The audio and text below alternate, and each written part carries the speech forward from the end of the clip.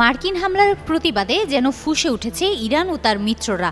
ইসরায়েলের বিরুদ্ধে নতুন আরেকটি দেশ থেকে হামলা হয়েছে। তবে এবার হামলাটি এসেছে মধ্যপ্রাচ্যের আরেক প্রান্ত ইয়েমেন থেকে। সোমবার ভোরে ইসরায়েলের আকাশে সাইরেন বাজতে শুরু করে।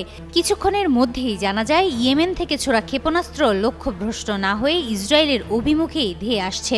বিষয়টি নিশ্চিত করেছে ইরানের আধা সরকারি বার্তা সংস্থা ফার্স নিউজ এবং কাতার ভিত্তিক আল জাজিরা।